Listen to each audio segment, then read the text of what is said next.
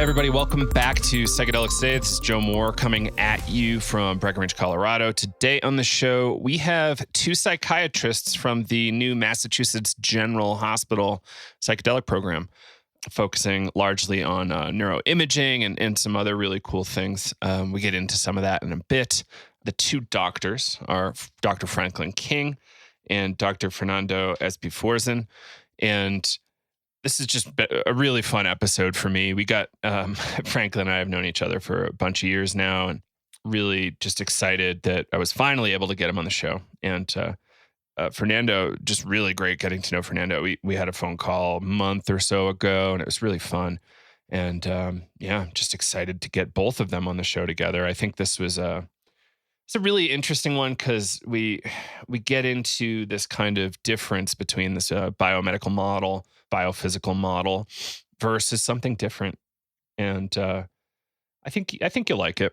If you don't, feel free to send me some hate mail. It's fine. Anyway, thank you again to both Fernando and Franklin. Just really excited. And thank you for coming on. And hope when I'm home in New Hampshire at some point this summer, we can link up. So thank you all for tuning in. In case you haven't been listening to the podcast, we launch the next round of Navigating Psychedelics for Clinicians and Therapists on May 20, and seats are filling up. It will sell out. I'm an optimist like that. We're limited to about 20 per class, and it's a live supported class where we have a lot of time to discuss the material you study outside. So it's about 47 hours total with 12 hours of contact time. And CEs are available for nurses, therapists, and psychologists. So if you're curious, feel free to reach out. And happy to answer any questions you have. And also you can learn more over at psychedeliceducationcenter.com. So thank you all for tuning in. I hope you enjoy this Boston special, Massachusetts General Hospital, one of the finest hospitals in Massachusetts, by the way, or in the world. And just really excited to share this one with you. So thanks again, and we'll see you on the other side. Hi, everybody. Welcome back to Psychedelics. Today, I am joined by some very exciting characters that I've been wanting to get on the show for ages now. So welcome to the show, Franklin King, MD, and Fernando Espi Forcen. Thank you both for joining us. I'm really excited. Thanks for having us. Thank you, Joe. Mm-hmm. And Fernando, you're originally from Spain. You're an MD psychiatrist working in Boston. You're also attached to this new Mass General project. Yeah, I've been working at Mass General for the last 6 months, and I met Franklin a couple of years ago. I went to one of his conferences, and as soon as I arrived to Mass General, I contacted him to see if I could work with him on the psychedelic project that they're having. And right now, I'm trying to work on the ketamine aspect of it. That is also part of the depression project, but that's associated with the psychedelic project as well. Oh, outstanding. Cool. Well, let's talk a little bit about how this got started. Franklin, you and I got to link up in person in Claremont, California at a really cool conference ages ago. Super fun meeting you because Lenny and Elizabeth were mentioning you. And said you had some really cool projects you wanted to work on. And it seems like a lot of that came to fruition. And maybe we can get into that. Like, let's talk about like where did this whole Mass General project come from?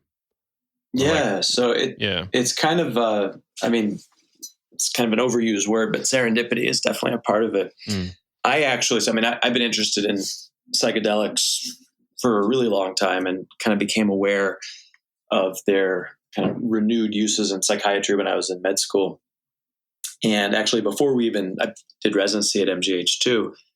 And a few days before we even started our first year of residency, they put everybody in a room and had the research folks come in and say, hey, I want to talk with you guys about, having a career in research. Everybody go around the room. If you did research, what would you study?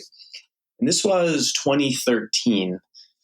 And I was a little, I was sort of sweating as people were going around. I was like, should I tell them psychedelics? But I said it. And the research folks kind of pointed me in some directions that unfortunately ended up being kind of dead ends for doing psychedelics. And I kind of felt like I'd stuck my neck out and just after kind of not really getting any traction, sort of, subsided and didn't really pursue anything for, I don't know, probably another 2 years. And it was really by happenstance that I was working as a second-year resident in the emergency room. And you do these call shifts overnight, and there's the junior resident, which was me, and there was a senior resident, Will Sue, who I didn't even know at the time.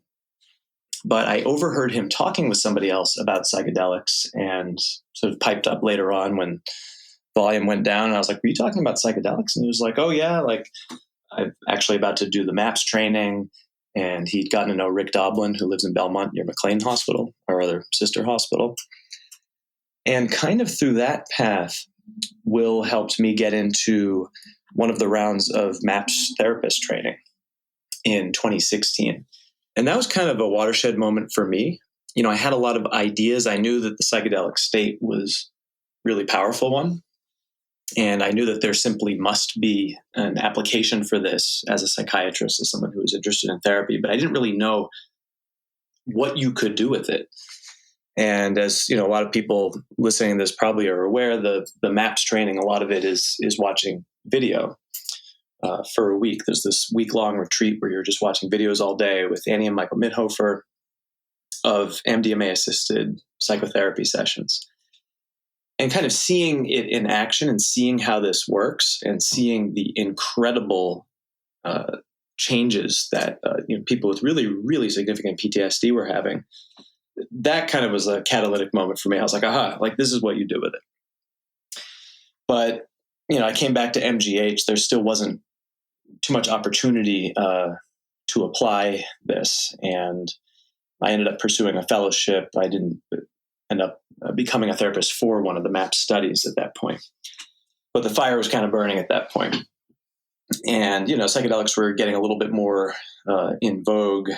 I think I gave a couple of talks, sort of to the residency and some of the faculty on psychedelics and on MDMA. And just because of that, so that's kind of serendipity number one with Will. But I've been kind of vocal and talked to a lot of people that I really wanted to see psychedelics come into MGH, because it would have been super exciting to get MGH to get on psychedelics. That means, the tide is really changing. And a couple of years later, I can't remember, it was 17 or 18, there was a conference that was convened at the Broad Institute, which is this, big brain research institute. It's sponsored by Harvard Med School and MIT. And they gotten all these heavyweights, Julie Holland and Matt Johnson from Hopkins and Robin Carhart-Harris and a bunch of folks. But they really wanted somebody from Boston just to sort of represent Boston and Harvard. And so somehow my name came up and they were like, "Do you want to be on this panel?" I was like, "Of course I do." So really having very little, street cred, I would say, I ended up being on this panel with all these heavyweights, which was awesome. I was able to get the then head of the Department of Psychiatry, Jerry Rosenbaum, to attend. And really wasn't anything that I said. It was actually, he was sitting in the audience watching Robin Carhart-Harris talk about the default mode network. Now, Jerry Rosenbaum's research interest at the time was specifically in rumination. Rumination is this repetitive, negative, self-directed focus, right? And so you see it commonly in depression, but it's really a transdiagnostic entity. You see it in anxiety, you can see it in PTSD. And it turns out rumination is associated with pathological activity in the default mode network. That's the sort of network of the brain that deals with kind of self-processing, self-referential thinking, things like that. And Carhart-Harris is talking about how psychedelics really disrupt the default mode network. So right after the conference, Jerry comes down and he's like, this pathway in the brain that's implicated in this thing that I'm studying seems to be affected by psychedelics. So why don't we do a psychedelic study looking at rumination? And so that was kind of the genesis of this whole thing. Initially, we had some conversations, kind of what the study might look like. Jerry's research partner, Sharman Ghaznavi, who's now one of the associate directors of the center, sort of designed the study. And we ended up approaching Compass because we knew that we'd heard that you could get that GMP psilocybin that they're making. And if you have a good study protocol, Compass, along with USONA, will supply a study with psilocybin, which otherwise is really difficult to obtain. You have to get a company to make it and all this regulatory stuff. And sort of basically through that process, George and Katya from Compass kind of connected Jerry with some donors. And really it was through them that not only did we get this study funded, but it was actually George and Katya who said, if you're thinking of doing one psychedelic study or MGH, you guys really should probably be thinking bigger. So we would encourage you to consider starting actually a whole psychedelic center. So that was kind of interesting. And for a while, it was just a center on paper, and we just had this one little rumination study. But over time, over the sort of ensuing, 2.5 years that it's been, we've had a series of studies that have planned. The rumination study itself, and we can talk about that a little bit later. But that study is about to hopefully start probably in the summer or the fall. But along the way now, we have this center. So we have a number of people from kind of different areas of research. Kind of the main focus, I would say, of the center itself is neuroscience. So the name is the Center for Neuroscience of Psychedelics. So we have this rumination study that's going to be an imaging study. There's going to be another kind of more neuroscience-focused study that's probably a few more months away from the rumination study. And there's a whole cast of characters now who do some really amazing research. And at this point, I would say I think we have 4 or 5 studies that are kind of in the pipeline.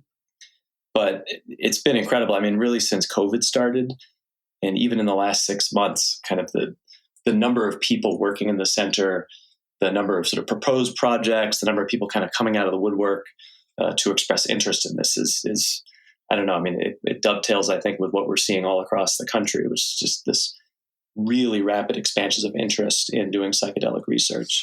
So, maybe I'll stop there because we can kind of go into specific details of some of the studies later on. But that's kind of the genesis story, I guess, of the center. Great.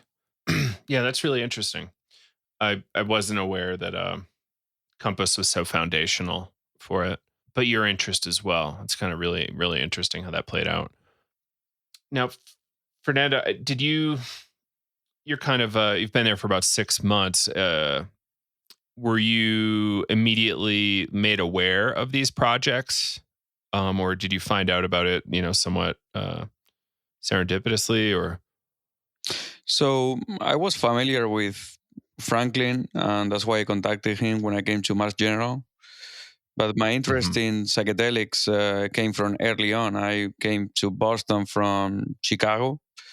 And in Chicago, I was doing what we call a meetup group, a psychedelic social group called Psychedelics and the Future of Psychiatry, with my friend Matt Brown, who has been a guest speaker here a few times. And he's actually a member of our advisory board. He's been a great help to us at Psychedelics Today. Yeah. Hello, Matt. He will probably listen to this. So we became interested. And when I was in Chicago, I was always interested in psychedelic art and psychedelic music and consciousness and altered states of consciousness. So together it was like the story similar to Franklin in a way. And thank you for sharing your story. Actually, it was I didn't know your story, but it was interesting when you were in med school. But for me, when I was in residency, I was always interested in that. But at that time, in 2013, you, as a physician, you were scared of talking about psychedelics. You think you could be fired or lose your license. So talking to Matt, who was one of my colleagues, we were studying together child psychiatry at the University of Chicago. We started talking about it, and a little bit like a joke, like, hey, I like psychedelics. I would like to study it. I would like to even experience it at some point. And he told me that he was working with 2 psychiatrists in Kansas City, Missouri, that were Peruvian, and they were interested in ayahuasca. As for them, it was like a cultural thing as well. Like ayahuasca is a therapy. We're from Peru, and in Peru, you can use ayahuasca as a treatment. So I ended up meeting Manuel, who became our advisor and our mentor in this project as well. And we thought maybe we could do some psychedelic research. But at that time in Chicago, it was difficult. I was working later on at Rush University, and it was difficult to do this kind of psychedelic research. But when I left the University of Chicago, I moved to New York. And in New York, I was working in Memorial Sloan Kettering with cancer patients. I was doing a fellowship in psychiatric oncology. And there we were doing a psychotherapy that was an existential psychotherapy inspired by Viktor Frankl, the author of Man's Search for Meaning. And we're doing 7 psychotherapy sessions with patients who had stage 4 cancer in order to enhance transcendence. And transcendence was understood as a connection with something bigger than yourself. So at that time, I knew about psychedelics, and I offered the chairman of my department to do some research because we're doing that psychotherapy already. And I said, well, if we are able to do what was called at the time the meaning-centered psychotherapy, I told him, if we can do meaning-centered psychotherapy with psychedelics, I think you can accelerate the process much more. And I was aware of the studies in LA with Charles Groff. They had done the first studies on anxiety related to cancer with LSD and psilocybin. So he said he was interested, but Sloan Kettering was more conservative and they were a little bit worried about it. So then later on, I moved back again to Chicago. And when I was at Rush University, I reconnected with Matt. Well, I was always been connected because we are very close friends. And we decided to say, well, since psychedelics are not in medical education, we can try to do a journal club of psychedelics. And that's how we created the Psychedelics and the Future of Psychiatry meetup like 4 or 5 years ago. And we were reviewing once a month an article, and a lot of people started joining, people from all different kind of educational, professional education. So it was very meaningful for us because at the beginning we thought it was going to be more like people who were interested in getting high or going to parties, but many of the people were social workers, were psychologists, psychiatrists as well. People who were into music, people who were into art, and we created a very positive environment. We're meeting once a month. We're discussing an article. After that, we were going to drink a beer all together. So it was very nice actually to socialize and get to a feeling of the community there in Chicago. And at that time, Compass approached my hospital because they were trying to do the psychedelic psilocybin study for depression. And the person who was doing the research was John Sayeka, and he approached me and he told me, hey, do you want to participate in this study? You have to be one of the therapists. I was like, well, that sounds amazing that I can be one of the therapists in the study. But that study the data was going to be owned by Compass, and eventually the study got canceled. So at that time, I realized it was going to be difficult to do psychedelic research, and I moved to Boston with the hope of being able to do some more meaningful psychedelic research here at MGH. And as soon as I arrived here 5 months ago, I contacted Franklin. And since then, we've been in conversation. And I found out about Jerry Rosenbaum, who is the director now, through another friend who told me, well, he's also interested in this. He's doing LSD psychotherapy, he told me, and I sent him an email as well. And he was very welcoming. He's normally, you think of Jerry Rosenbaum, prior chairman of the department, somebody very busy, but he sent me a link, a Zoom meeting right away. We talked for half an hour, and he was very personal, very, very nice. He was even giving me personal advice about Boston, joining the gym of MGH. So he was very open to it. Yeah. That's great. He was very kind and very welcoming. And after that, I started talking to Franklin as well. And he mentioned about this psilocybin research. And also, I was talking to my colleague, Maren Nair, who is also interested in psychedelics. And he was joining the meetings, the psychedelic meetings once a month. And she's a psychologist, she's done a lot of research in heat yoga, Bikram yoga, and depression, and she was interested in psychedelics. So together, we wrote the protocol to study what we have now available in the clinics. In MGH, we have a ketamine clinic, and we thought, well, maybe we can start doing psychotherapy because the patients are already getting ketamine for depression. But very often, unlike other psychedelics in which psilocybin or LSD, in which you cannot give psilocybin without psychotherapy because it's considered unethical, in ketamine, we still can do ketamine without psychotherapy, and many of the clinics do ketamine without psychotherapy. Now there is some research doing cognitive behavioral therapy or doing other different kind of therapies, but there is not a lot of psychedelic psychotherapy in patients doing ketamine. So we thought, hey, let's try to do a proposal. So we wrote a protocol for internal funding, and it was just adding psychotherapy to the patients who are doing IV ketamine. And we went to this clinic. We started talking to the patients. This clinic is run by Chris Cousin, who is a researcher also, and she runs the ketamine clinic. And she said, yes, come anytime, talk to the patients. So we started interviewing the patients. And the patients, we were asking them, hey, have you had a psychedelic experience on ketamine? And many of the patients didn't know what we were talking about. So we had to explain what the psychedelic experience was. We had to say, hey, well, you can have altered state of consciousness in which you feel that you can see geometric forms, a connection with nature, expansion of consciousness, feelings of love. I mean, all you have described in the podcast many times. I mean, the patients, they say, yes, I'm having this. And I didn't know it was okay to talk about it, but I would ask them, is this meaningful for you? And they would say, yeah, I find it meaningful because I can recover some memories from the past. I can understand, I can gain new insights about my daughter or my father.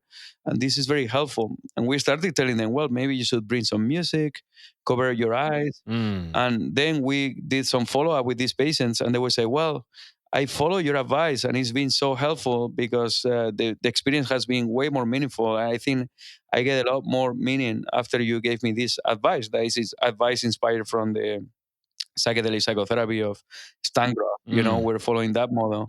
So I said, would you be interested in doing psychotherapy with us? And they said yes. So we were thinking, well, maybe we can even, since ketamine is already available, we can even start a psychotherapy clinic, a psychedelic psychotherapy clinic.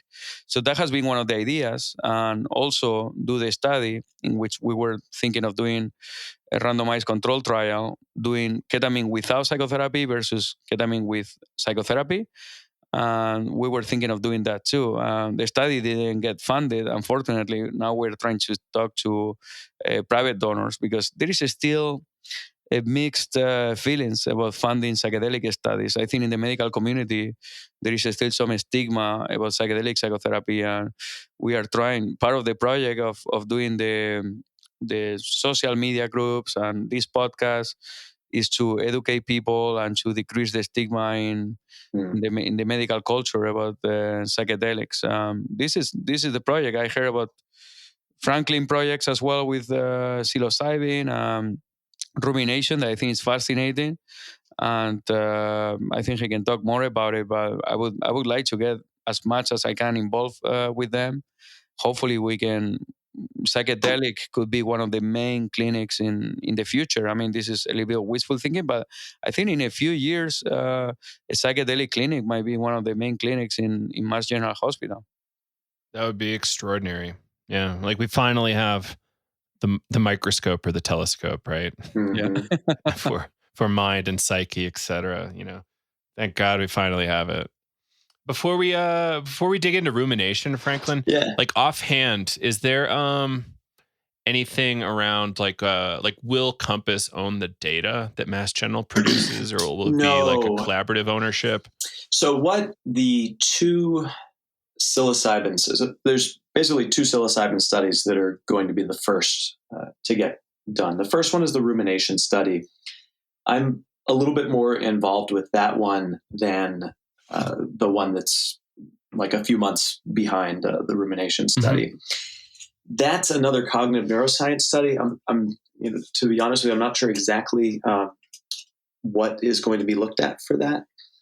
But both of those studies are going to be using Compass's IND, which basically means that so Compass goes to the FDA, they get approval from the FDA for an investigational new drug application, right? So if you're doing a clinical trial with a drug, with a new substance, or with a drug that exists but for a new purpose, you have to get approval from the FDA before you go before your own institutional review board, right? So Compass has their protocol of their psilocybin-assisted psychotherapy using their particular psilocybin for treatment-resistant depression. The patients for the rumination study are going to be patients with treatment-resistant depression. And if you basically do every single thing exactly as the Compass's protocol dictates, you're allowed to use their IND or a pre-existing IND, which you can cross-reference when you go before the FDA. That sounds like a lot of alphabet soup, but basically it makes it easier to conduct a study because the regulatory hurdles for psychedelic research are just huge. And if you just like walk in out of nowhere and send something to the FDA, they're going to have a lot more questions. And it's way easier. It still has taken 2.5 years to get where we are right now. But it's way easier if you can say, hey, we're actually using a protocol that you guys approved. And they scrutinize it and they make sure that, that it satisfies to the letter of what we're saying we're going to do. But that's what we're doing. So we're using their IND protocol, but it's an MGH study. This is not a Compass study, and they don't have any intellectual property rights to our data or anything like that. Cool. All right. And I derailed you. It sounded like you were going to comment on the microscope telescope thing. Oh, you were just going to say we have those now. And I was going to say, I mean, like, we've kind of had them for a long time, but now we're using them. Yeah. So let's take that under advisement. Like, what happened was politics got in the way of science, and should we let that happen? I think the answer is probably no, especially if it's science that can help a lot of people. Totally. I mean, I think one of the major issues I think facing psychedelic research right now is that all the money is private money. And, I mean, not that our governmental structures necessarily work the way they're supposed to, but I mean, I think theoretically the purpose of the National Institute of Health is that by funding a large proportion of research done in this country, that allows the federal government as the representative of the interest of the country as a whole to decide, to prioritize research, right? And yet we have the situation where we have, mental health crisis after mental health crisis. We have an addiction crisis. We have a depression crisis. God knows what things are going to be looking like a couple of years after this year of COVID. And yet the government is really not directing money. I mean, we don't have any federal funding for psychedelic research at this point, which essentially means that people with deep pockets are able to dictate what studies get funded and that private companies get to decide what gets studied. You might get lucky and find that the philanthropist or the private company researches the lowest hanging fruit or the thing of greatest need, but that's not necessarily the case. So it's definitely true that, sort of political bias and, some of the sort of scars of the 1960s and the Nixon laws, the Reagan era are continuing to sort of suppress research, quite frankly. I don't think there's any question on that. I agree with Franklin on that. One of the main difficulties that you have when you're presenting on psychedelics, and I presented first time at the American Psychedelic Association like 4 or 5 years ago with my friends, and people were like, but is this good or bad? Because psychedelics are drugs and that's bad. But now I hear that psychedelics can be good as well, and people they try to have this binary approach about good or bad. And all I was telling people is it good to encourage people to take drugs? I mean, like people ask themselves those questions, and many physicians who were there, some of them had like emotional reactions to it.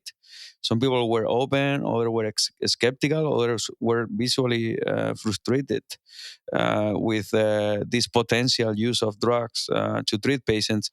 And they were worried, thinking of, this is like, maybe we're going to do opioids now for depression, or we're going to do, like, people are going to get addicted, or some people are going to become psychotic, as some literature suggested in the past. And the only thing we were answering is like, hey, first, as scientists, we want to study this like any other thing you would like to study. And we accept the results. The results are that this is not exerts a negative impact in mental health. I am the first one who wants to know that and wants to have an answer for that. But so far, the little literature that we have and the pilot data shows that this is pretty good. And it can be even potentially better than some of the conventional medicines that we use to treat depression. So why not studying this to really have an answer from a scientific viewpoint? And if it helps, then I was wondering, I'm a psychiatrist. I see people who don't get better on medications and psychotherapies. Many of them have tried electroconvulsive therapy and they don't get better. And why we cannot offer psilocybin and we can offer electroconvulsive therapy when electroconvulsive therapy requires anesthesia and it can be more risky sometimes? Why this is something I cannot offer to people who have had suicidal attempts? And this is a question that I ask myself as a clinician all the time. And then when you answer things like that, the people usually become a lot less skeptical and more open to listen to what you have to hear, or what you have to say. Yeah, I mean, I think that's true. I think, we're also hearing at our psychedelic research interest group meeting this afternoon, we had someone sort of, I don't know if I would call them a psychedelic skeptic, but there was a lot of talk about, and you hear this, a lot of talk about kind of the fact that the existing studies that we have, they're very small studies. The patients are sort of handpicked to do well. The therapy protocols are very nicely designed. And, a fair number of people kind of in what I would call the psychiatric establishment sort of question whether or not those numbers are going to hold up with larger clinical trials, maybe less nicely selected patient populations, et cetera. And that all might be true. It is true that the number of patients or participants in these studies has been very small. But I do see a bit of a double standard. I think, a lot of the research that has led to the approvals of many of the medications that we prescribe as psychiatrists, irrespective of how effective they are, the actual studies that led to the FDA approving them have not been incredibly well designed or thoughtful studies. And so if we're going to hold psychedelics to this super high standard, I think we also need to hold all of our other treatments to a super high standard. So I do see within that there's kind of a bias where people are willing to look the other way about something like ECT, or the sort of criticism that SSRIs might not be super effective for sort of mild to moderate depression. We look the other way for that, whereas psychedelics need to sort of jump through so many hurdles to prove that they're worth pursuing. Right. Not to mention like previous fraud. Like there's been substantial scientific fraud and cover-ups and in some of this data. Some of the companies have gotten in trouble. So like there's no major companies really, other than Compass, Field Trip, MindMed, et cetera, like in the mix, and they're super careful that they don't do what some of these major drug companies did in the past. Yeah, and I think that Rick Doblin will talk about this, that the FDA and kind of approving studies, and as MDMA makes its way down the regulatory pipeline, and psilocybin does the same. This is the same arm of the FDA that approved, opioids, and that, is partly responsible for a lot of the prescription drug problems. So it's complicated, but it would be nice if we could have a more even-tempered approach to how we're thinking about psychedelics. But it serves to kind of underscore just how much people don't think about the status quo. You grow up thinking that drugs are bad, psychedelics are drugs, they must be bad, whereas other medications that doctors are allowed to prescribe must be good. And it doesn't necessarily work that way. We prescribe in psychiatry, people often get prescribed benzodiazepines chronically, despite no evidence, and other, that can be beneficial on the long term. And then psychedelics is something that so far we don't have substantial evidence that it causes addiction. And other people, suggest there are cases that psychedelics can make you psychotic, but so far we don't have good evidence that psychedelics can make you psychotic. I mean, there are case reports we know, and there are some animal models, but so far there is not a clear correlation. Actually, there was a study in JAMA Psychiatry that showed that cannabis was the one that could put you at higher risk of if you become psychotic later, having severe mental illness. But hallucinogens, and that's how they used the term that they used for the article, was equivalent to any other substance. So I think there is a lot of things that we don't know, but also there is some misunderstanding based on general knowledge, popular culture about psychedelics. But I think it would be good that we could offer at least to do the research, and we can do like better research about this. And then once we have our findings, then we can start the debate, Right. I mean, I think that one thing that really is needed is more research. And I mean, if there's questions on are psychedelics effective, well, I mean, there's a very easy way of answering that. We need a large clinical trial for whatever you want to use them for. But that money's got to come from somewhere, right? The fact that the FDA has not been, or the NIH has not been funding this, I think is an issue. So Rick Doblin and MAPS did an incredible thing by leveraging the huge amount of historical data on MDMA for their, applications and whatnot. So Stan Groff ages ago said something along the lines of he's not that excited about the current research projects going on because, in his view, it's already all been done. But the quality of data is very different from what's required now and the standards are today. Is there any hope of leveraging that historical data to help us inform what we might do going forward? Yeah, I mean, I don't know. I think there certainly was a lot of promising data from the studies in the 1960s and 70s, but I think there is a fair amount of truth to the fact that research, when it was done back then, was certainly not done with the rigor of designing things by today's standards. And so I don't think in general, at least in terms of sort of using as background for doing a study now, that data is probably going to be super useful.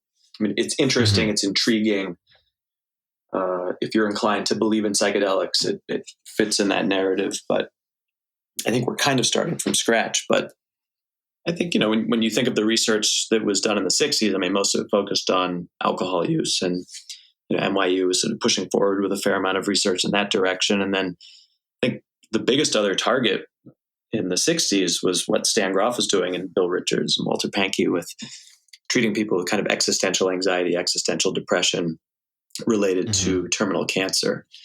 And, there's a lot of work that's going on right now looking at that too. Yeah, I agree with Franklin on that statement. I think, sometimes what happens is I think Stan Groff, he's the father of psychedelics, and he's the father of psychedelic psychiatry, and he's still the reference to read about psychedelic psychotherapy. But it's normal that you want to defend also your legacy, what you did in the 60s. On that note, we feel there might be some researchers who are not aware of the research that they did in the 60s, but most people interested in psychedelic research are fully aware of those studies. We have reviewed the studies. In a way, we feel inheritors of those researchers. We feel that is kind of like the second wave of psychedelic research, but connected, intimately connected to that wave. So those studies were good studies for the 1960s, and they had very interesting findings. But now the research methodologies have changed. So we just want to test with the new research methodologies, kind of like validate what they did. And validate it with better research. That is the research that our society wants now. Our society wants research with a new quality standards, and we are trying to validate that. And that's something that, in a way, honors what they did in the 60s, and grow from there and depart from there. And now there is new interesting research. I mean, when I was at APA last time, I saw Charles Groff, who did research back in the day as well, but he's doing a study on social anxiety in autism. And I found that study fascinating. And right now, one of the things we want to figure out with psychedelics is we had the functional MRIs, and we want to know how the brain works on psychedelics, and we want to find the evidence of improvement, not only from the subjective perception that people are getting better, but we want to look at the neural circuitry and how potentially there is a delay in the deterioration of gray matter, or maybe some neurotrophism, as we are seeing now. And there are other things like that we can figure out with the new technology. Not only the clinical trials, that now they have to be more controlled, and there has to be double-blinded, and the research for clinical trials is more strict nowadays. But also from the technology that we're getting, from the neuroimaging that we are getting. And hopefully in the future, who knows, we can work also with physicists to get more understanding of consciousness as well. Yeah, I think, one thing that's really exciting, and for me, I kind of let this out at the beginning, but one of the things that I'm really interested in primarily is in kind of the actual therapy itself. And, could we optimize the therapy? Could we make it better? But, when you mention kind of the OGs, like, Stan Grof, in creating this therapy, very much all of the studies that have been done since the late 90s through now have utilized some basic version of what Grof created for psychedelic-assisted psychotherapy, the preparation and integration and the sort of non-directive supportive therapy component. So the field, without question, has a great amount of debt to those researchers back then in terms of really kind of figuring out this is what you do with psychedelics in this setting, right? So not to ignore some other traditions that have vastly predated Western psychiatry, right? I think one of the aspects of psychedelics is, like, as we all know here, people who are interested in psychedelics, we have always used these substances historically for transcendence. And we have in Native American cultures products of that, like in Peru, in Latin America especially, but in Africa as well. So in a way, we are not honoring our past as Homo sapiens, but also we are honoring the legacy of the other cultures, Native American, Native African cultures. And we are recovering this. So it has a lot of cultural implications as well. Mm-hmm. So I think it's meaningful to our society, because right now we live in a global culture and we are trying to recover and integrate and live all together. And I think it has this is meaningful from a society's viewpoint, also from this perspective. Yeah, absolutely. Mm-hmm. I wanted to come back to something else that you were saying, Fernando, about about the science, though. I'm personally very interested in the therapy, but I also think one of the really cool things that psychedelics can do is, act as a, microscope or a telescope or what have you into consciousness, and, like some really, really deep questions of like how the mind works. And one thing that's been really exciting to kind of watch happening in the center with MGH, we're sort of part of Harvard Medical School. We have MIT right across the river. And, there's some folks from MIT that do some pretty insane level stuff, like, really hardcore neuroscience stuff, who are getting interested in studying psychedelics from the purposes of consciousness research. And so I think there's a lot of potential that I see happening, particularly in the Boston area, for some pretty cool research. Robin Carhart-Harris talking about psychedelics sort of like a consciousness probe. And that's going to be sort of one particular avenue of research that this field is going to go in. I think Robin Carhart-Harris is the one who started talking about consciousness in these current times. I mean, before that, Claudio Naranjo and John Lilly. But one of the things about consciousness is that the amazing thing about consciousness is that we still don't have a good model for the mind of consciousness.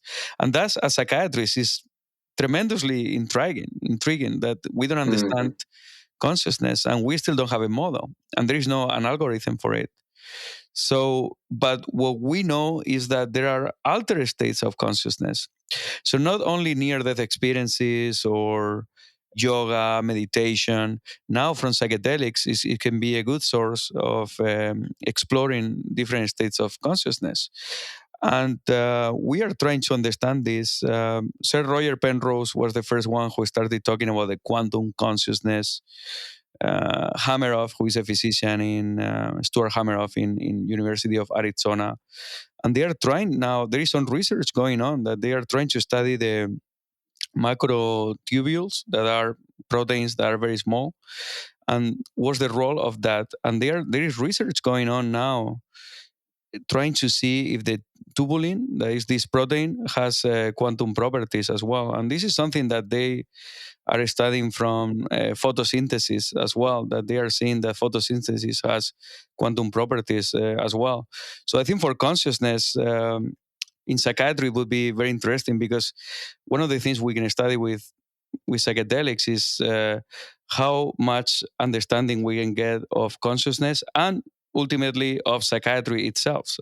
Psychiatry right now is following the logical model, not only from psychotherapy, but using neuroscience. And in neuroscience, you have a logical model of there might be a lesion in the brain, and we can study the lesion in the brain that is causing the mental illness. But I think as in the future, not only for medicine, but in psychiatry, as we get more understanding of the mind with this research that is going on, we may be able to get more understanding of psychopathology as well, or mental illness in general, potentially new treatments. And I think in psychedelics, people follow a medical model for it to understand the effects of psychedelics. And they try to say, well, if psychedelics work, it's probably because it causes an agonism, LSD or psilocybin, on the serotonin receptors, and probably an agonism on the serotonin receptor, similarly that the model that we have for other antidepressants exerts a positive impact in mental health. But people who take psychedelics, they don't see themselves just as they are taking a substance that makes them feel better. They feel that they are having a whole experience of altered state of consciousness. And I think it's something we don't understand. All this research going on MIT, like Franklin said, other places in Johns Hopkins, they're trying to study this. I'm talking to somebody at Yale, as well as a psychiatrist who is trying to study this as well, Don Mender. So we are trying to figure out if this is a grossly premature models that we have, but in the future we are setting the basis for better understanding of mental health or the mind in general and mental illness, and this could change psychiatry. I mean, psychiatry, we're trying to get now the molecular biology model for mental illness, but in the future we may have new models. Yeah, and I think it's possible to have both, right? I mean, I sort of think about, there's so many different potential roads that psychedelics could go. I think one of them is sort of in the direction of what you might call consciousness medicine. I think, is it Berkeley? One of the new centers is calling itself consciousness medicine. And I think that sort of speaks to a more scientifically based model of consciousness, sort of thinking receptors and, everything boils down to some sort of like objective reality, a structural model. And I think that's perfectly valid. I think that's going to lead potentially to a lot of ways of rethinking of models of mental illness and human suffering. But then on the completely opposite end of the spectrum, you have, the transpersonal realm. And, Fernando, you're talking about meaning-centered therapy and, what Viktor Frankl was talking about. I think, regardless of which model is true, I think psychedelics are forcing an attention to be paid also to the experience and to what might be called experiential medicine. right? And so it doesn't help a patient if you sort of say, well, like, there's something wrong with like the serotonin receptor and this is why you're anxious. I mean, nobody wants to hear that. It doesn't do anything for most people. I think most people do crave a meaning, an attribution of meaning, and psychedelics tend to bring people in touch with the things that matter to them most. And I think that is something that we've gotten away from, and that is something that I hope and do foresee that psychedelics will kind of bring an attention back toward. And I think it's possible to have both. I think you can have this sort of attention to meaning-centered things, even spiritual things, God forbid in medicine, we talk about that. But that's great. And then we can also have the neuroscience, which is super cool, and have it all. Yeah, I agree that we need a very multifaceted approach. One concern Kyle and I have been talking about a bunch lately is, once this becomes prescribable and it's in the clinic and we're producing, 20,000 patients a month total, like globally, what happens? Like there's going to be these fringe cases. They're going to be pretty extreme based on the literature that we've seen in the past from, Christina Groff's kind of whole spiritual emergence thing. This is not a really uncommon phenomenon. I don't have any numbers, but this is a thing that happens somewhat regularly. And are we going to be putting more people into psychiatric hospitals, or are we going to be able to like put them in a facility where they can kind of chill out for a little while and settle into this like turbulent mindset or experience to something more settled? Or are we going to need to hospitalize them? Like, have either of you speculated on this at all? Yeah, no, I think that's great that you're bringing this, because in psychiatry we have always the safety versus nurturance dichotomy, because more safety sometimes is less nurturance, and we had to give that balance. In a very acute unit, you have to focus more on safety, but for patients in the future, we are hoping that we can provide, like psychedelics researchers do, is the set and the setting. And in psychiatry, we have to start thinking also of set and setting. And in our as psychiatrists, we try to do as much as we can of that. So we know that if we prescribe a patient an antidepressant and we don't we don't educate the patient, we don't empathize with the patient, we don't explain the patient antidepressant, the meaning of taking an antidepressant, and we don't create a good setting as well to say, hey, you take the antidepressant, but we're going to do psychotherapy. This is a holistic approach. So by that, this is the way we try to practice psychiatry. And when we do that, we are creating a set and a setting, even if we are not familiar with the concept of set and setting. And I think in psychiatry, there is a move to go in that direction, and to say, hey, we are not just treating brains. We want to treat human beings and take this holistic approach. That's why, most of younger psychiatrists, I consider Franklin and I younger psychiatrist.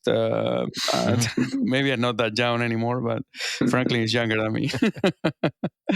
But we are actually not so fascinated by just neuroscience, but we are more interested in psychotherapy and spiritual treatment. And I think the future is that. It's not that I like it.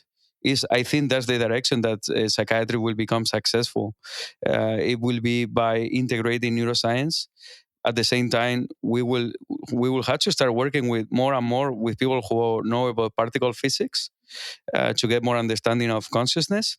But also, like he said, integrating with spiritual transpersonal care. And for that is more, we're entering the field of metaphysics. And as I was talking recently today, I was talking to this psychiatrist in Yale called Don Mender. There is a lot of physicists who know about physics, but they don't know much about metaphysics. And there are many people who know about metaphysics, but they don't know much about physics. And the researchers in psychedelics, they already knew this. And that's why they integrated metaphysics. And if you go to any lecture on psychedelics, people talk about existential philosophy. They talk about transpersonal psychology, Abraham Maslow, Carl Jung. at the same time, they try to provide some science. So I think we need to be better at that. But it's impossible to know everything about everything. So what we need is more collaboration with philosophers, and more collaborations at the same time with people who are interested in the spiritual, and more collaboration with other scientists, like people who are interested in particle physics and neuroscientists as well. Mm. Yeah, that's a big deal. I feel like somebody has to say Whitehead. Right, I just wrapped up. Oh, Franklin, you and I were at a Whitehead conference essentially a weekend or two ago at University of Exeter. Yeah, philosophy of psychedelics. There you go. It's fabulous. It's extraordinary. There's a lot of questions raised. I hate to call it mundane, but we had to discuss a lot of the mundane issues around capital, privacy, open data. What does that do to science? Like how does access work long term with this? Mm-hmm. But then also things like what is psyche? What is mind? Like I loved that David Nutt attended. I thought that was extraordinary. Yeah. Did you get to spend much time with him, Franklin? Yeah, he came to my second breakout room. It was pretty great. Cool. Yeah, what a guy. I had to moderate a talk between him and Dr. Christine Hauskeller, which is really, really interesting. Very different people, right? Like amazing scientist and amazing philosopher who's more focused on critical theory than like metaphysics, which perhaps is more appropriate for psychedelics. But yeah, it's like a really interesting, it was a wonderful weekend. I went to far more of the conference than I thought I would, given how early in the day it was for me. Yeah, it was a UK conference, so it was like 7 time zones from you, right? But extraordinary that people are willing to come together from an interdisciplinary situation and really hash things out a bit. But I think this is what you're seeing. And psychedelics, they draw from so many different parts. I mean, I think, the palliative care folks are getting into it from kind of the psychospiritual angle. Psychiatrists are interested in it from our angle, the neuroscientists, the philosophers. I think, if handled properly and access is able to be kept open, it really could just be almost a limitless, it seems like, not transdiagnostic, but collaborative field. Mm-hmm. Yeah, as long as we keep doors open, I think there's going to be a really interesting future for us here. It'd be an interesting future regardless. But how can we keep dialogue open between these different silos? Well, I think it's happening. Mm-hmm. Even in its weird way, I feel like, all these, like the Zoom conferences and the Zoom conversations are allowing many more people to just sort of, dial up and communicate than they were before. I feel like we're kind of entering into that. And especially in the psychedelic world and the psychedelic culture, it's always been like that, I feel. And like in the more orthodox model, people say, well, the psychiatrist prescribes the medicines, the psychologist does the therapy, the social worker just takes care of the discharge planning. But right now it's completely multidisciplinary. And when we go on rounds, we all go together and everybody participates. Maybe you find the social worker doing some therapy with the patient. I find myself doing some therapy with the patient. So I think this is a good thing that everybody's trying to help each other in creative ways rather than they say, hey, you're a psychiatrist. Can you imagine going to a psychiatrist and saying, well, you prescribe the medicine, but I cannot talk to you that I just broke up with my girlfriend. But I cannot tell you because you just prescribe medicines. I will wait 1 week until I talk to somebody else to talk about it, That would be crazy, right? Mm. I mean, that's a bad psychiatrist. Like, don't tell me the story. Yeah. But Joe, I wanted to comment just a little bit when you asked about, have we thought about, sort of spiritual emergences or things? Because we're sort of, I think maybe not everybody in society is necessarily ready for, one model of psychedelic therapy. I think the therapy structure is really important. And I think the integration, like no question, in any therapy model is going to be super important. And I think based on pretty much every therapy model that I've come across so far, I think it's good enough for 99% of people. But what I see in the future, what I think will probably happen, it's kind of interesting. I'm doing the CIIS's CPTR training, and I'm also doing Compass's training. And as you might guess, I'm doing them both right now. They're fairly different. But I can foresee, maybe in 10 years, Compass has, a whole set of clinics, and a person might go get psychedelic therapy there. And they might find that, whatever they discovered, they want to go a little bit deeper into something a little bit more in the psychedelic culture, and they might go to a CPTR therapist, right? So I think maybe that's another iteration of keeping doors open and making sure that there's different options, and people will probably just sort to whatever they're drawn to. Yeah, I like that. I think there will be a lot of avenues. I really wonder when insurance will begin to start covering this stuff, because, it's going to be probably greater than $7,000 to get engaged in a process like this. Mm-hmm. And that just makes it quite inaccessible. So once insurance does cover it, perhaps that's a more practical thing to be able to jump between, a Compass, MAPS, CIS model. I mean, insurance is going to be tough. Insurance is going to be really tough. I think it's going to be difficult. Yeah, we've been talking about it because for research, like, for example, when I was submitting the project, I said, well, I can get paid by the research project, and the other therapists might be able to bill. But in this model, you need two therapists. For research, that's fine if the grant pays for it. But in clinical practice, it's difficult. So we talked to other friends, and they say it's very hard to get two therapists unless one of them wants to work for free or the patient is okay paying double. So I think these are some of the challenges we are facing. But I think eventually it would be okay also to get one therapist only if the therapist is skilled as well.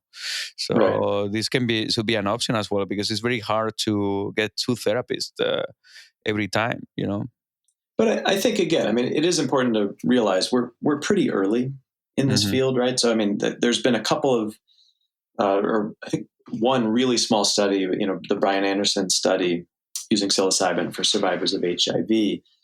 And they were doing kind of a hybrid group. I think they were doing group preparation and integration, but the psilocybin sessions themselves were solo, which is kind of a cool model. And, there's some work being done in Maryland with kind of a similar thing. And I'm actually working on finishing up a protocol right now, looking at PTSD, and we're going to compare MDMA therapy, and we're going to compare it to MDMA therapy plus a mindfulness-based training program. And the mindfulness part is all going to be group-based. And so, we're sort of looking into, first of all, this would be a first foray essentially into considering potentially as a next step after this study in a couple of years, maybe just doing group MDMA therapy.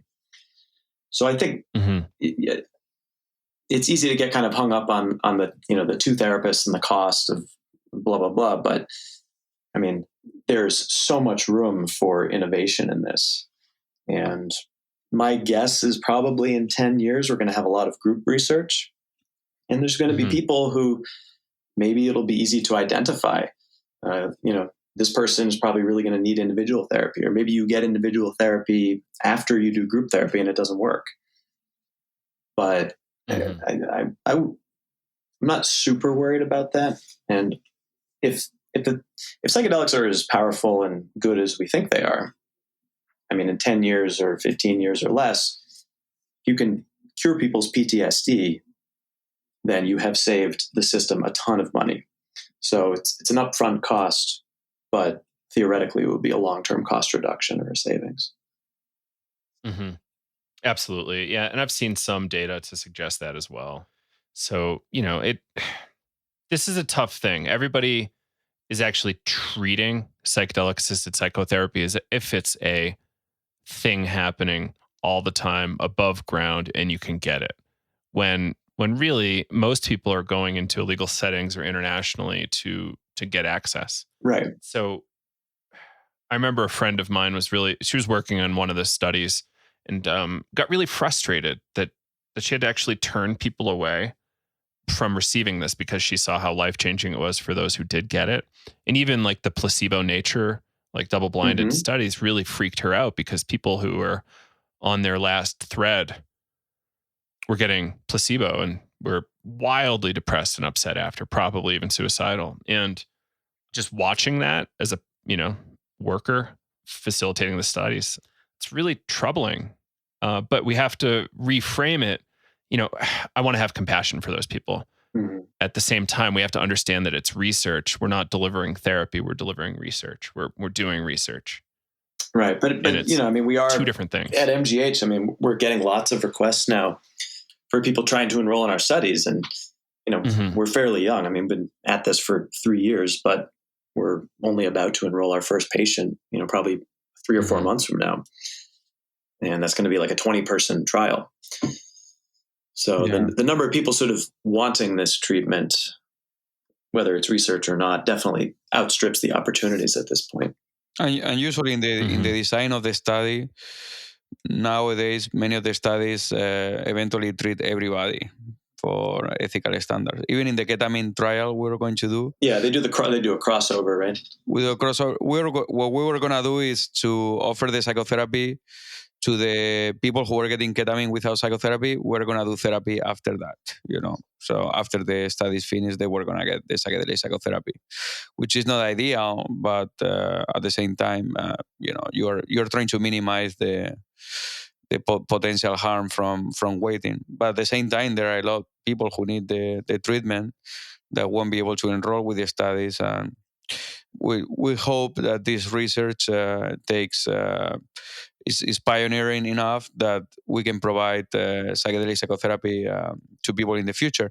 At the same time, I would say we will find out also about some of the cons, because I think a lot of people who are interested in psychedelics, they see all the positive aspects of it. But when I was in the Psychedelics and the Future of Psychiatry group, I was always playing the devil's advocate, because I thought it was good to do that, to say, hey, this study is not showing this. This is not only positive, there are some negatives. And we will see that some people don't like it, or they are not prepared for that, because I think they are very powerful experiences. And some people might not be ready for it, or might not be interested. There's going to be some negative perception of it, and we will have to be prepared for that too. So there's going to be people that are disappointed. There are going to be people that don't get better, at least, in a certain therapy model. I think, another piece of this is really preparing not just patients, but psychiatrists, physicians, the world, for kind of how this works, because it's really a completely different model of treatment, right, than pretty much anything else. Whether you see a psychiatrist or you see a other kind of physician, you're going in and sort of asking for a treatment to be given to you as kind of a passive recipient. And psychedelics are not like that. So you can't just walk in there sort of thinking. And I think a lot of people come into it sort of hoping that they can do nothing, and the psychedelic will just do all the work for them. And, that's really the point of the preparation, is to emphasize, no. Like, you are the person. Like, you have to tap into something within yourself. You have to go inside. You have to do this work yourself. Therapists are there to sort of help teach you some skills on how to do that. But the work really is on the individual. And I think that's great. I think it's really empowering to the patient. It brings autonomy back to them. But it's pretty anathema to kind of the way we practice medicine in 2021, I would say. Mm-hmm. I think that's why most of the researchers are careful, because they don't want that things get crazy again. And then there is a debate in society whether this is good or bad. We don't want to get there, because we know if we get there, eventually everything will become canceled again, and we don't want it to be canceled. So we as well are taking a smaller steps in a way of protecting it as well. So more Americans today have consumed psychedelics than had in the 60s. I think overall in the population, it's like 1 in 10. Right? I had a citation for this a while ago. Yeah, it's a pretty substantial number, like greater than 10 million. I think more like over 30 million. And this is from 3 or 4 years. Well, maybe even 6 years ago. So I think the data I would say, bro, is more now. This is the use is increased by quite a bit in the last 10 years. So if we haven't seen the crackdown yet, like what, we don't have Nixon in there anymore. Like we don't, He's out I think there the somewhere. drug war is changing, and he's watching. Nixon's ghost is in my apartment probably. Okay. But like, what kind of things do you think might happen that could really set us back substantially? I don't see. I was really worried about this, a year ago and more. And I think, a fair number of people were a little bit nervous with some of the decriminalization stuff. Not that they didn't support it, but just, what if somebody in Denver took mushrooms and then ran in front of traffic and got killed by accident? What would that do? The inertia that I see, or not even, it's accelerating. I mean, I think the train is rolling, and I don't think anything is really going to stop psychedelics at this point.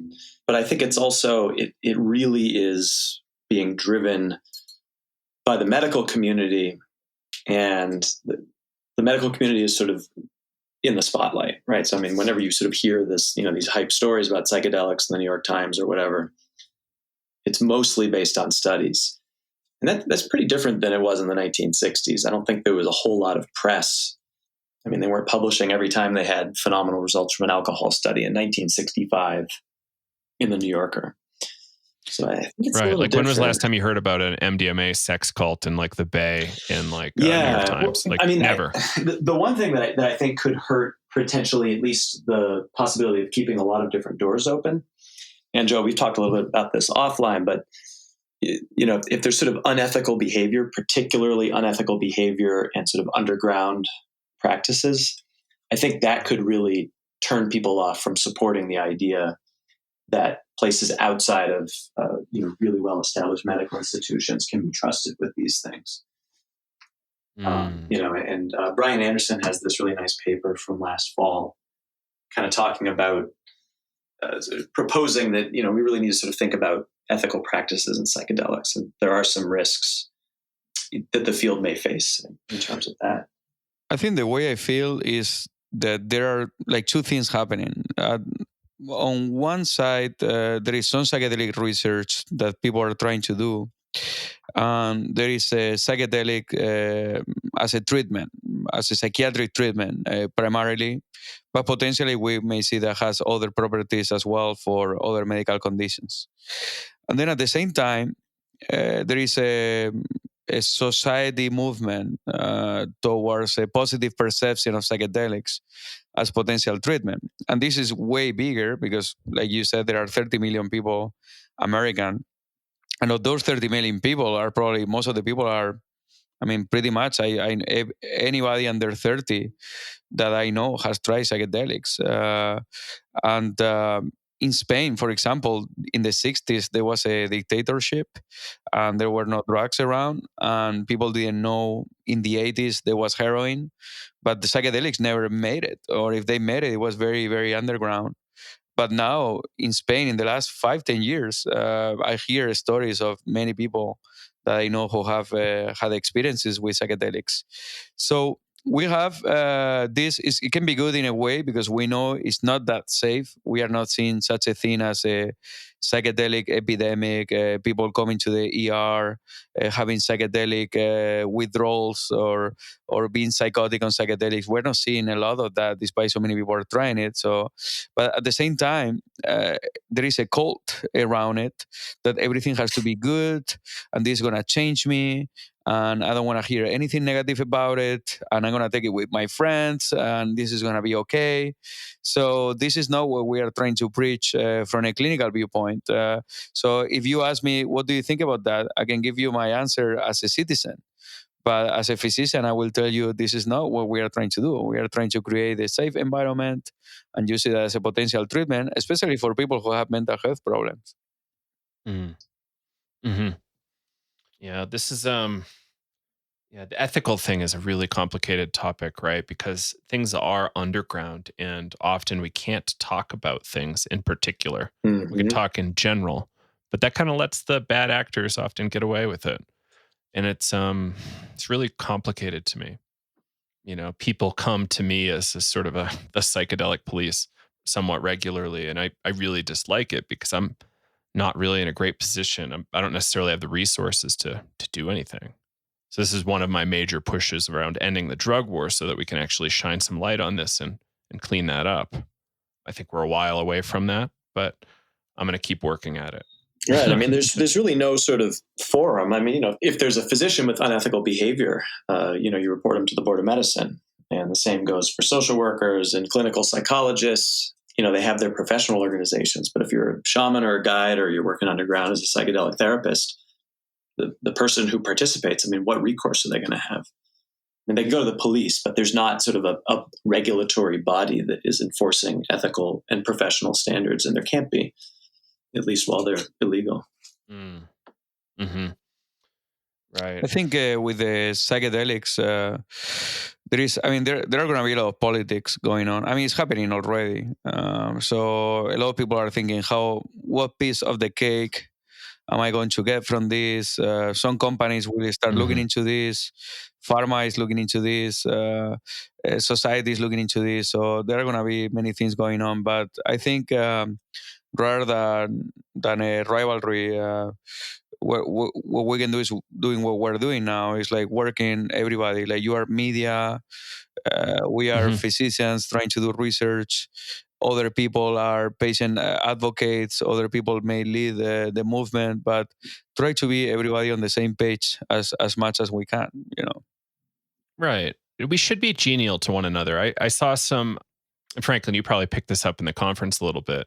There's a little bit of shade getting thrown on the medical establishment. Oh yeah. And I recall David Nutt coming up and saying, like, this is the only thing that we could do. Like this was our only option, was to take this medical path. Yeah. In the way we did. And I talked a little bit about that at the conference. I mean, I think one thing that's sort of interesting, I definitely respected the genesis of a lot of some of the more cynical viewpoints that might have been expressed. But at the same time, it's just interesting kind of, working within the establishment. MGH is about as establishment as it possibly can get, right? But you can't just snap your fingers and have 300 million Americans sort of all buy into sort of every aspect of psychedelic therapy and all of the cultural trappings that go along with it. That just doesn't work. I mean, we live in a society, there is a certain reality to 2021. There's a lot of people that don't believe in psychiatry. They might not believe in the names of our mental illnesses. That might be the case, but most of the world sort of works in that system. So I hate advocating for incrementalism, but at a certain point, you do have to kind of be realistic. It's the world we live in, right? Yeah. It's a practical approach. Right. It's bit by bit. I mean, in the 60s, things, you might not believe that they got out of control, but enough people thought that they were out of control that they drew the curtain down. So. And that's what you say, it's a perception. It's not like right now, a lot more people, like you said, are using it in the 60s, but the perception is like it got out of control. So as soon as people perceive that it's getting out of control, they may carry it down. It is. Yeah. It is. Right. Yeah, that's interesting, guys. I really got a lot to simmer on here. This is really great stuff. This incremental thing, it's tough. Like we do have, like the FDA exists for a reason. The DEA exists for a bad reason, but it still exists. So we got to be careful there. But the FDA was there to keep us safe, and largely it has been successful. Perhaps some awesome drugs didn't make it through, but a lot of bad drugs also didn't make it through. And the traditional healing stuff, like perhaps we should just couch that as like a spiritual healing, as opposed to like, let's say, ayahuasca shamanism equals a Western trained medical doctor, which is very different things. But I think that's often what folks want to say. And we need a lot more research before we're appropriately equipped as a medical establishment to implement these things skillfully, I think. Right. There's so many different indications, so many different, neurotypes. There's just so many factors that go into this that still need to be worked out.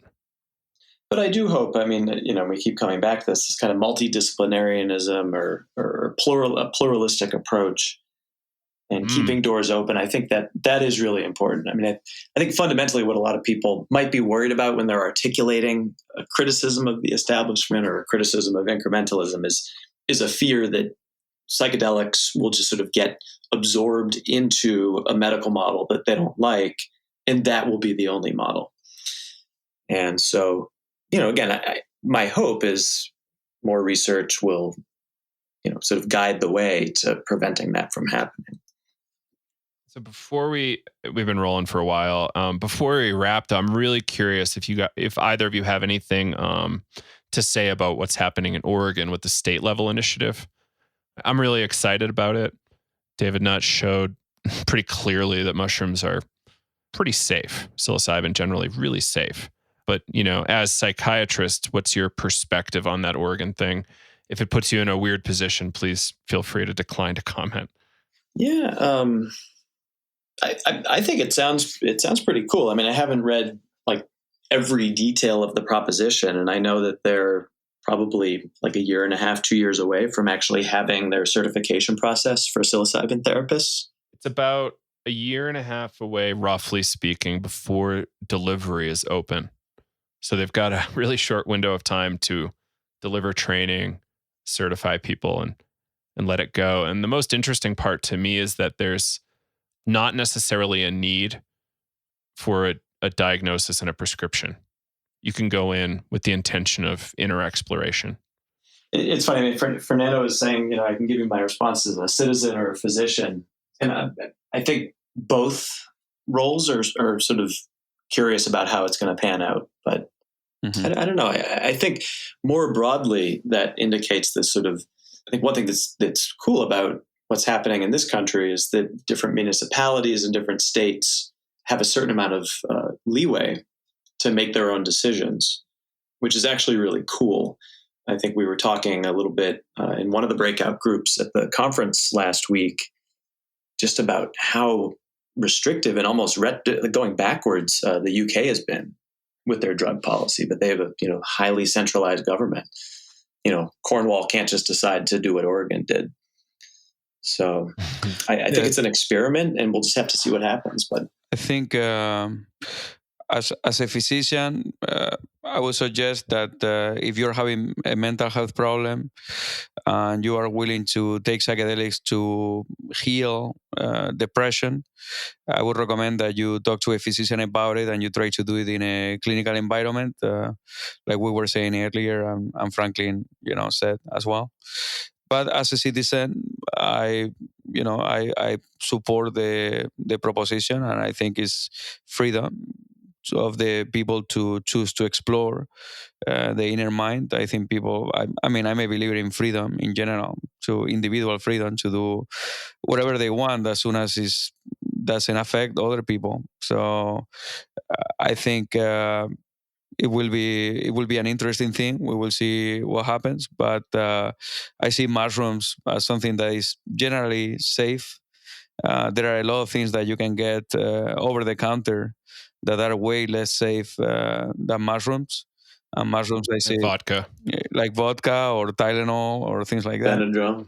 Yeah, and mushroom is a food, and if you are not taking it for a clinical purpose of somebody who is suffering and wants to treat a medical condition or a psychiatric condition, you're just doing it for exploration of the inner mind, I think it's safer than many of the things that are legal and you can buy over the counter.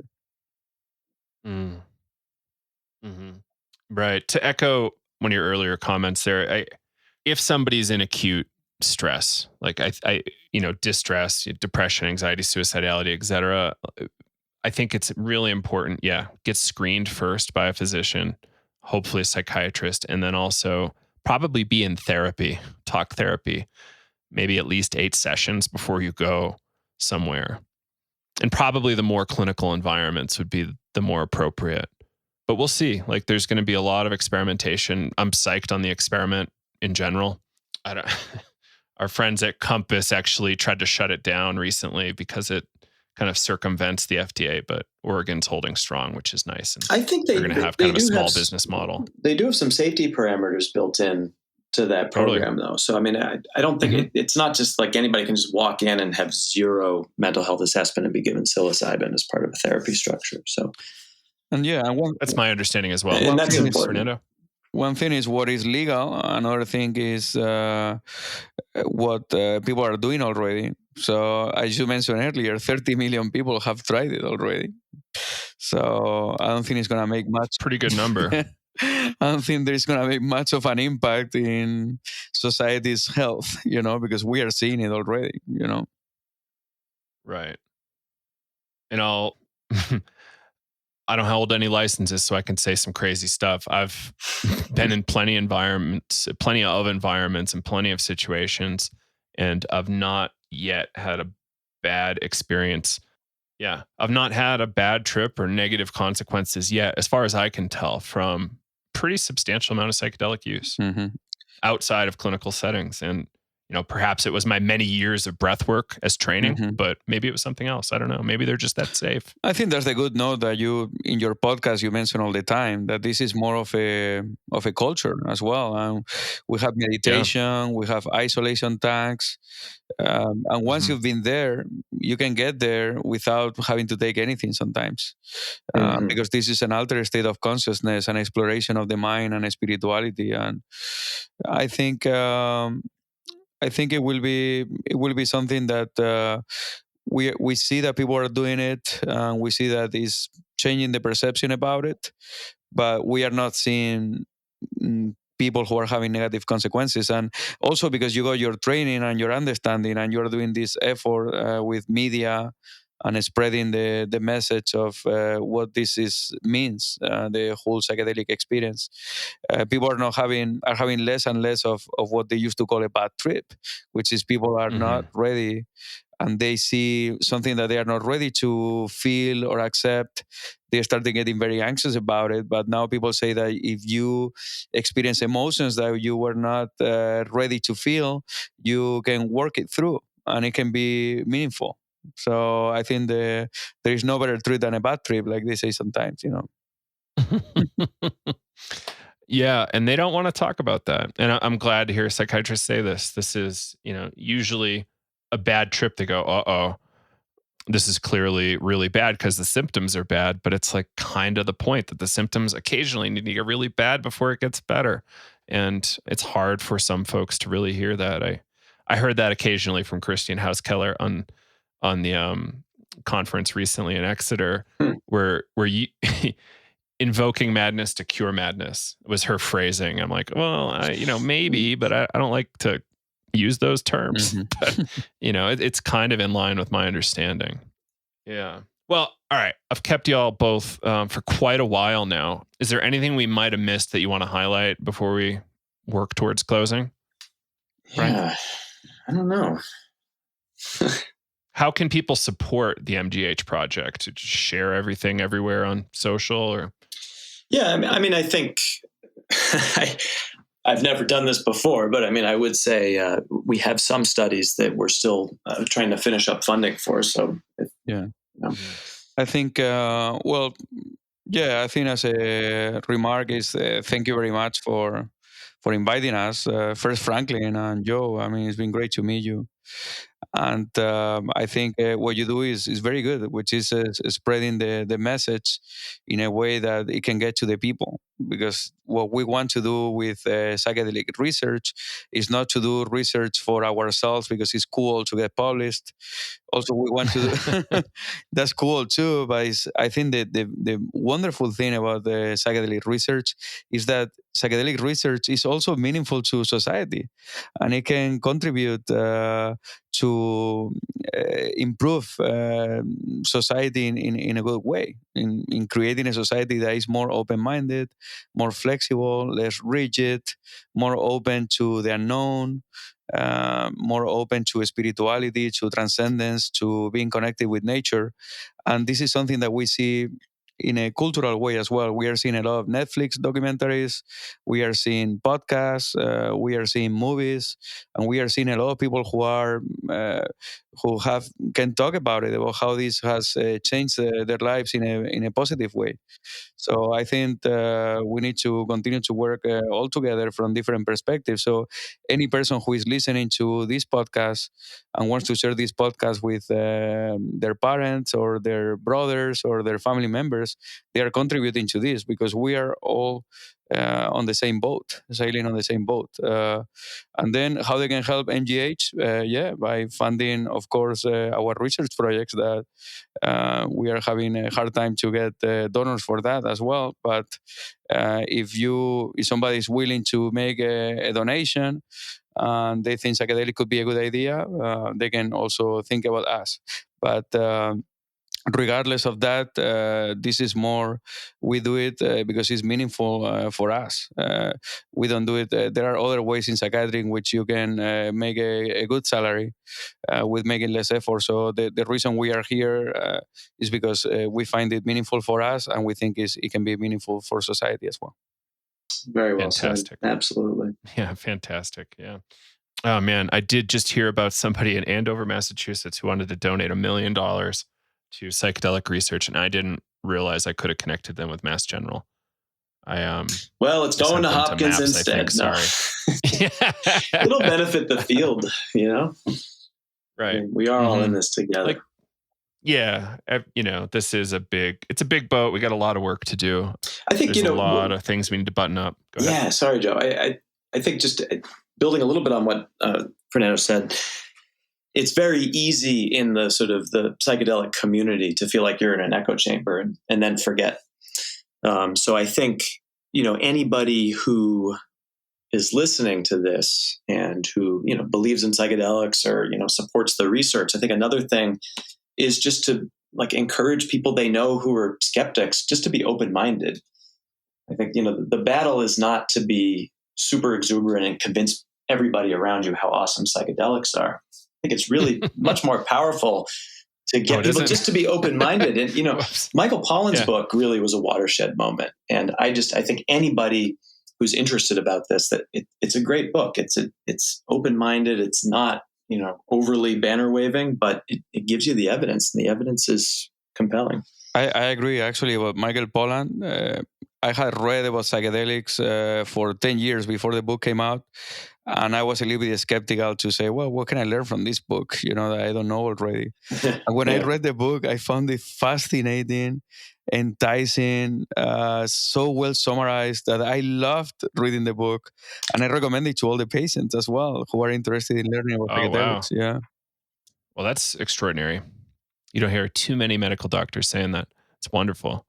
Yeah, obviously, as any book does, it has some problems, but it is probably the most influential book in the space to date in terms of really changing minds with this establishment figure. And the reason I love the book as well is not only because the book is beautifully written. I think I love the book as well because it has really helped so much to the mission. Because somebody like Michael Pollan, who is already a famous writer, and he's written this wonderful book, and so many people who had no idea about psychedelics, now they are interested in learning about it. So a book like that or a podcast like your podcast can contribute a lot more to the perception of it than a research study. A lot of the research articles are read by authors and maximum 30, 40 people, 100 people, 200 people. But then we need to work with people who are really reaching the wider audience. And if you can provide good science and good information, you are making a huge contribution to the field. Yeah, it's absolutely true. The only thing I disliked primarily was the constant hate on Tim Leary. I'm still a very big Tim Leary fan. I know it's a controversial statement, but I'll stand by it. I must say, he had his role to play.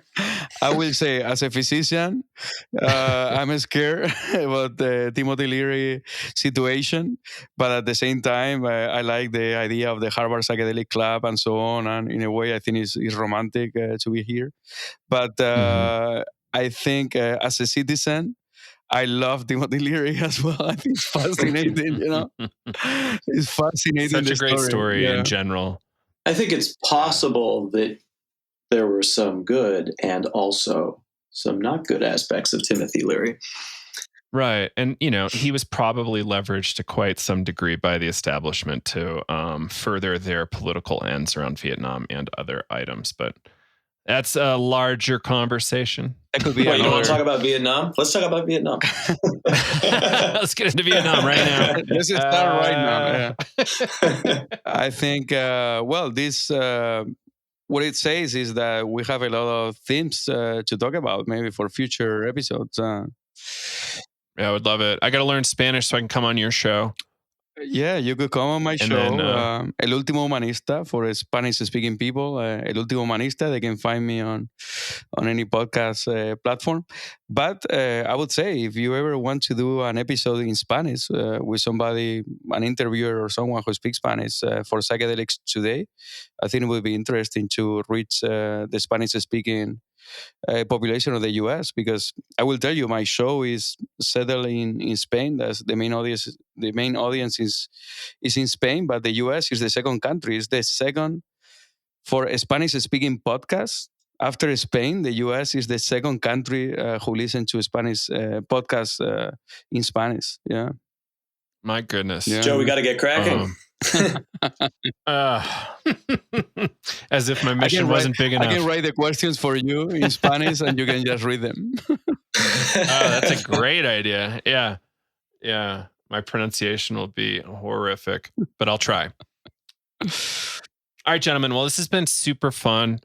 Fernando Espi Forcen, Franklin King, Mass General Hospital. What's the name of the psychedelic program at Mass General? Center for Neuroscience of Psychedelics. Very cool. Yeah, I'm really excited. I hope the MIT kids start pumping out some excellent research drugs for you and out of the dorms, and then we'll see what happens. So again, thank you both, and really hope we get to do this again. Please hang out for a minute while we debrief. Yeah. And yeah. And there you have it, Dr. Franklin King and Dr. Fernando Espi Forcen. Thank you both for joining us, and thank you all for listening. Couldn't do it without your ears. So please tell a friend if you liked this one. There's a lot of work left to do here in psychedelia. We've got years and years probably before any of this stuff is prescribable inside the US at the federal level. So stay tuned. There's so many more projects, so many more papers are going to come out. Just the amount of businesses in the space now means I think we're going to see so much more development work, and it's going to be great. Let's just hope we can stay on the straight and narrow with ethics and all that, and we're in great shape. So I think that's it for now about the episode, and thanks again, Franklin and Fernando. So just a reminder, May 20 is our next Navigating Psychedelics for Clinicians and Therapists, and you can learn more at psychedeliceducationcenter.com. Hope to see you there, and we'll see you on the next episode. This is Joe Moore signing off for Psychedelics Today from Breckenridge, Colorado. Bye-bye.